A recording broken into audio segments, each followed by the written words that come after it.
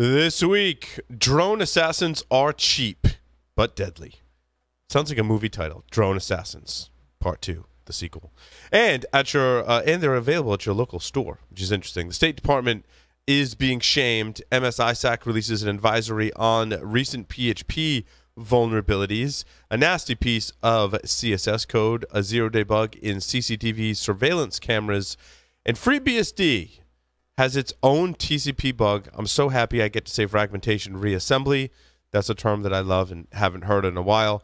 And Jason Wood has some expert commentary on the effectiveness of public shaming, not just for anything, but for security. We got to specify here, public shaming, bad security. All that and more on this episode of Hack Naked News. This is Security Weekly. For security professionals, by security professionals.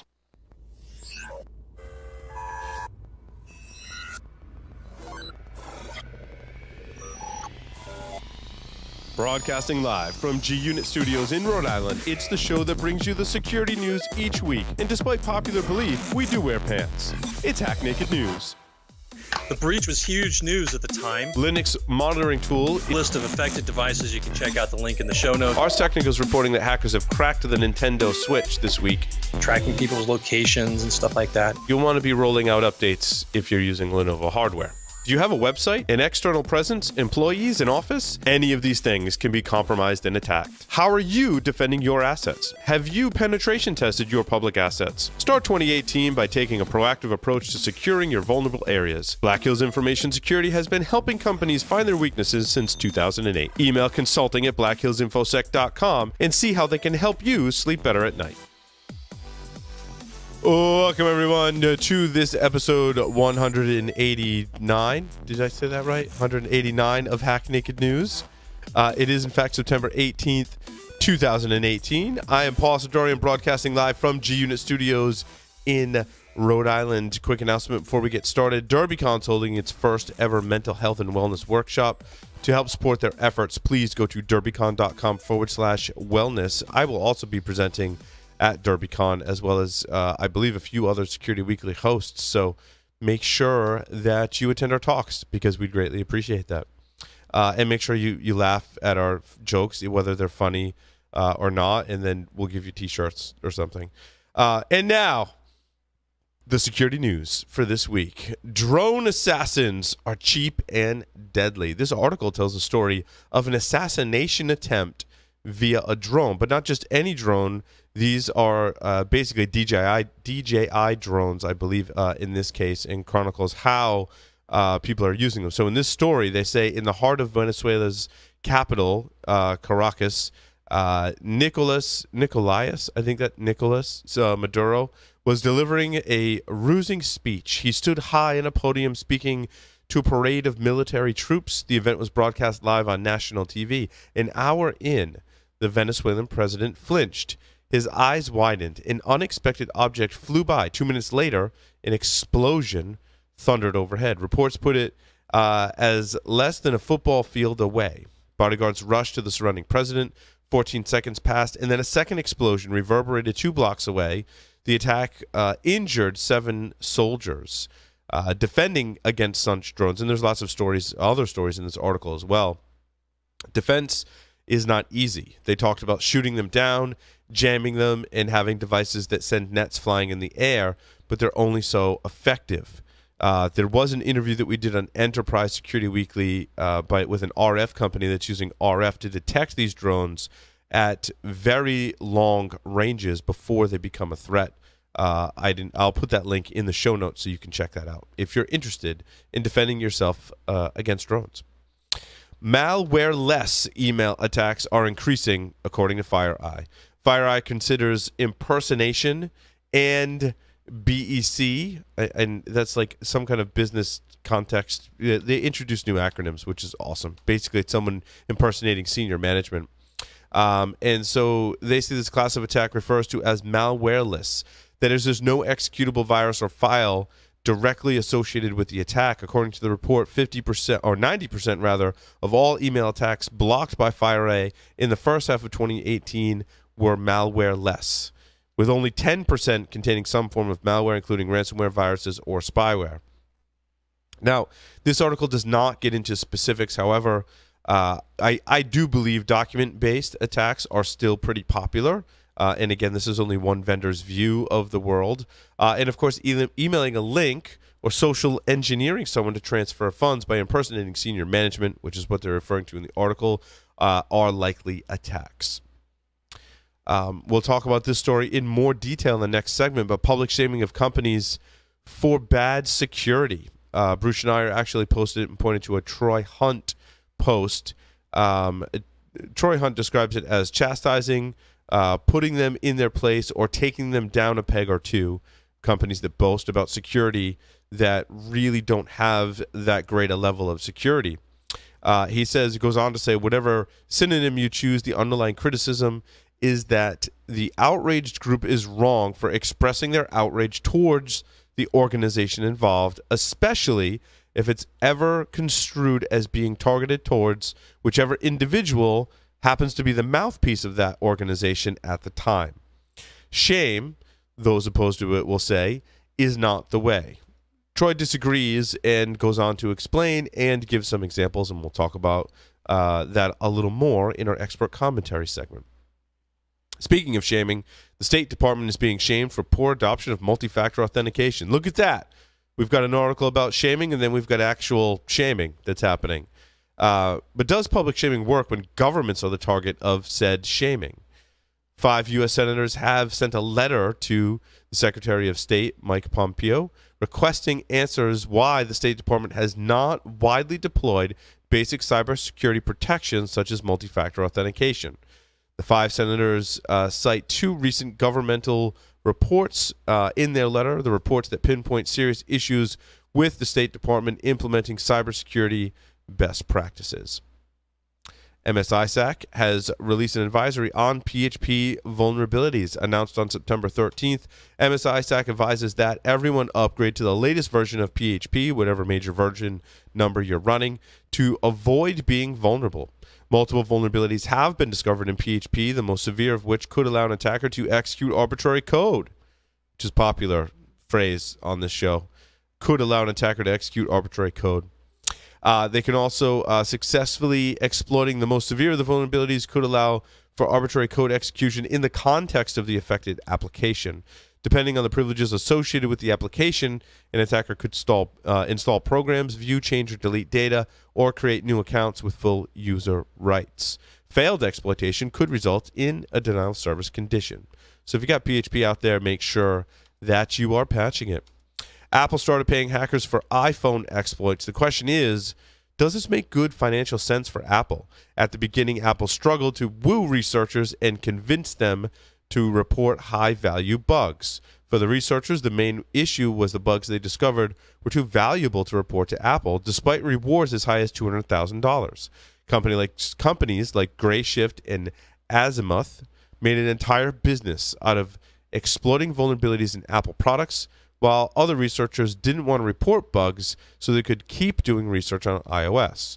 But 2 years later, some researchers are finally reporting vulnerabilities to Apple, and the company has begun to award some researchers with bounties. I think it may even, I don't know what I wrote there. I think it may even if the bounties are a high payout. So I think it may make sense or not. I mean, depending on the situation.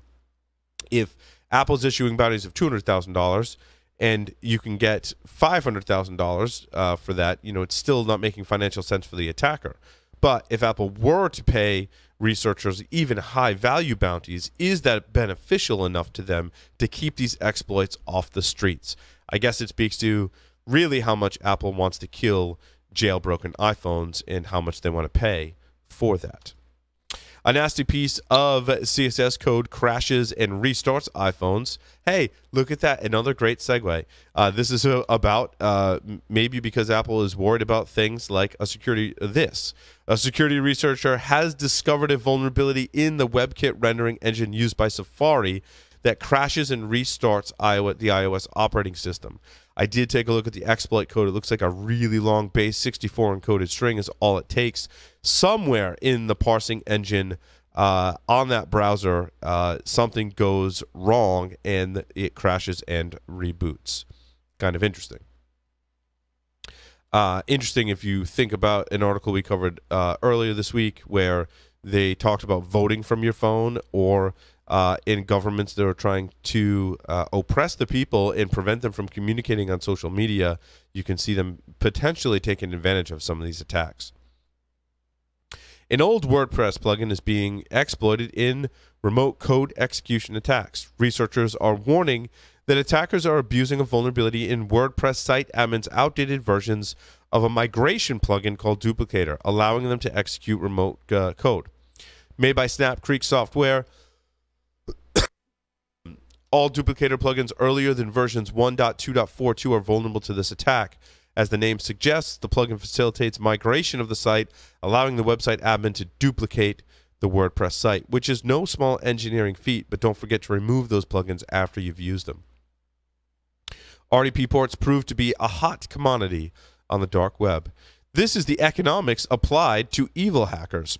Someone, for example, in the article, they state someone who finds 100 exposed RDP servers can, instead of selling access on a forum for $10 each, figure out who they belong to, and low-value credentials sell in bulk for cheap, but high-value targets can go for markedly higher prices, up to tens of thousands of dollars. High dollar value is limited to adversaries that want public access. A zero-day bug allows attackers to access CCTV surveillance cameras. We've seen this story before, except this is a new story. When will we see a decline in these IoT vulnerabilities? The article states that between 180,000 and 800,000, that's a pretty big range, just throwing that out there, of these IP-based closed-circuit television cameras are vulnerable to a zero-day vulnerability, allowing attackers to access surveillance camera software, spy on, manipulate video feeds, or plant malware, according to researchers at Tenable. They issued this advisory on Monday, and the bugs are rated critical and tied to firmware possibly used in one of 100 different cameras that run the affected software. These include manufacturers from Taiwan that makes the firmware, and they're expected to issue a patch for the bug on Tuesday, which I assume would be today. The company lists over 100 different partners, including Sony, Cisco Systems, D-Link, and Panasonic. It's unclear how many OEM partners actually use the vulnerable firmware. FreeBSD has its own TCP-queue-of-death bug, easier to exploit than the Linux's segment SMAC. Holy crap, its fragmentation reassembly attacks are back again.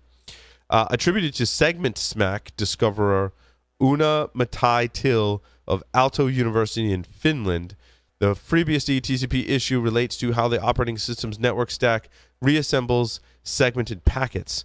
It's like I'm back doing security in the late 90s, early 2000s.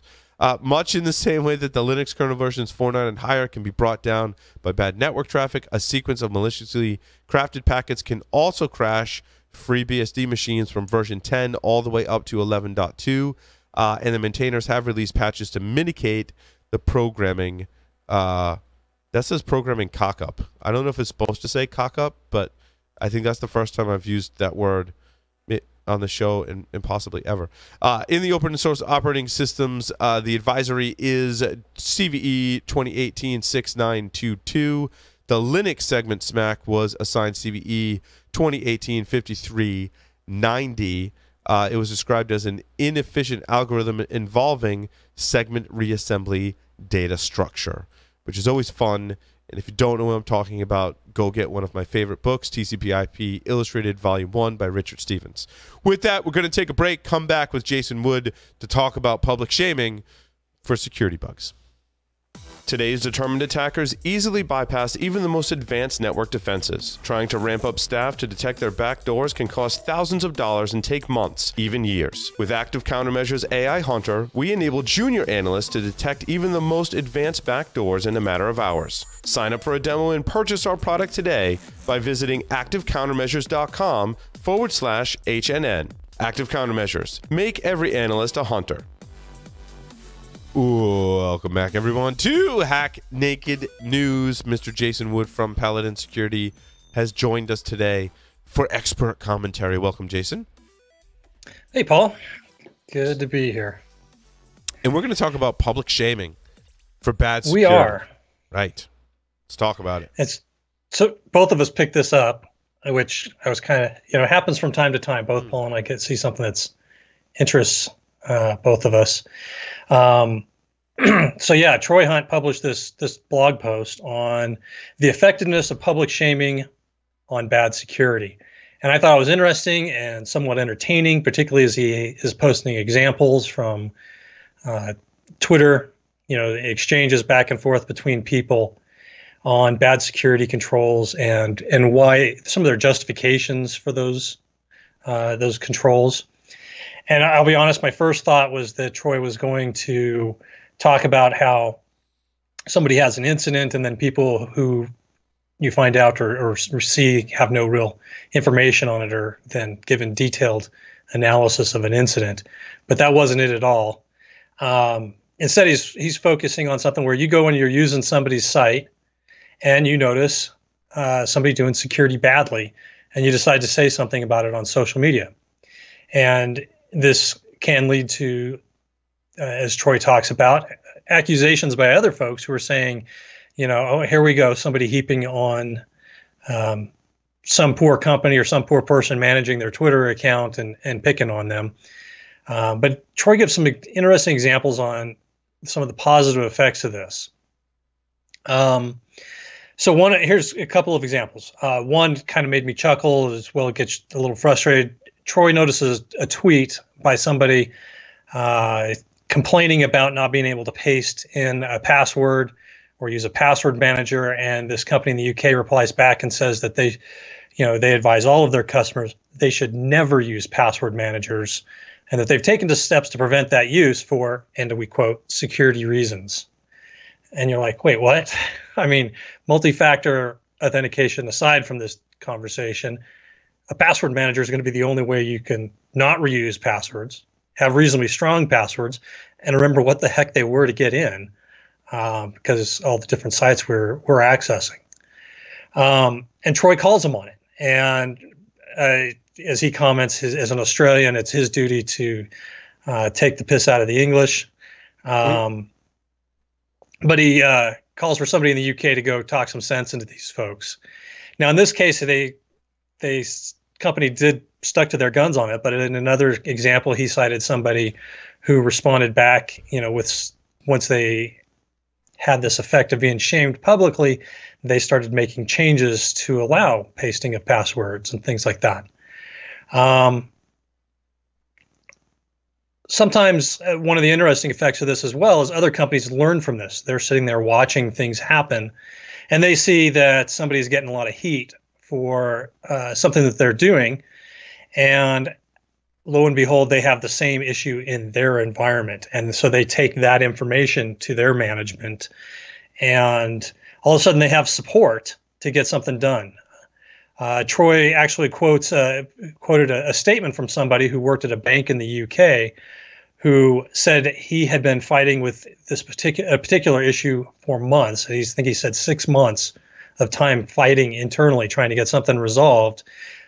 Development is saying that this is going to take a year to implement. It's going to cost hundreds of thousands of pounds because this was in the UK and it was going nowhere. Starts to get some public heat, and all of a sudden it was fixed overnight or nearly overnight. So all of a sudden the support is there because of this public outcry and publicity. So honestly, I'm a little hesitant to use the idea of public shaming. Maybe I'm a little bit more on the side who shakes their head a little bit at some of the outcry and the accusations that fly back and forth or things people say. But Troy is pointing out some good points here on how this is actually improving security. People are taking actions based on the fact that they've been called out publicly. Now, Troy does give some advice to those who are doing this, and he starts right off with, don't be rude and abusive. We've got plenty of rude and abusive behavior going on in the world. We don't need to add more to that. If you don't think that happens, read the comments in any news article and watch your faith in humanity die a bit. But be polite, be firm, state the problem. Don't shy away, and people are going to call you out and give you some heat. And if you're not, if you're looking at it, say, well, that's nice. I mean, Troy Hunt's got this huge following and makes news when he makes comments on this stuff. You could probably call out some reinforcements and maybe, let somebody like Troy know about this issue that you found and let him pick it up from there. One thing that he also commented on that I wanted to highlight, he gives some advice to folks who are responsible for maintaining social media and responding to public interaction for their employers. And his comments were never get drawn into technical debates, because the person online is not technology driven anyhow. Never allow the public debate to escalate. Always take potentially volatile discussions off the public timeline. Make technical people available privately, and never be dismissive. And that's one of the things I think that gets people really pissed off is when you make a comment on something and the company just, shoos you away and says that you are, nothing to you see don't know here. what you're talking about. Move along. Yeah, exactly. Yeah. Now, many of our listeners here probably are not responsible for maintaining social media accounts and responding to customer comments. But you can always take this list and make it available inside of your organization to those who are. I mean, this is something that we need to be prepared to deal with. People are not shy about getting online and venting their spleen at organizations. So, make sure that the folks who are managing social media are prepared. This is something to send over to them. It's really easy to inadvertently make a bad situation even worse. So, I think Troy's comments here, like I said, my stance was generally to not go about shaming a company. But Troy makes some really good points here where he's citing examples of companies making changes because it's getting called out and the public is responding. So, whether or not you're comfortable with that, it is something that you can go ahead and get out there and do. The only thing that Troy is advising here, and I'm going to second, is, hold off from grabbing the torches and the pitchforks when you're going after them. Be polite, keep it professional, and use this outlet. We have the ability in public to comment on when somebody's doing the wrong thing, involve, start a conversation about it, and hopefully make these organizations build some improvements into their overall security. So, go check out the article. I think it's a pretty good read. If you've got any questions about whether or not you think this is effective, like I said, Troy makes some really good points here that are worth a thought, some thinking about. What I thought was the most fascinating was that some of the companies that were being shamed, the security team and other people in the organization were like, "Thank you for pointing that out. Like, we've been telling them that for a long time and they won't listen." That's what I thought was pretty interesting. Yeah, I noticed that as well, and I meant to mention that. But yeah, you can totally help somebody who's fighting the battle on the inside. Yeah. Awesome. Jason, thank you so much. With that, that will conclude this episode of Hack Naked News. Thank you, everyone, for listening and watching. See you next time.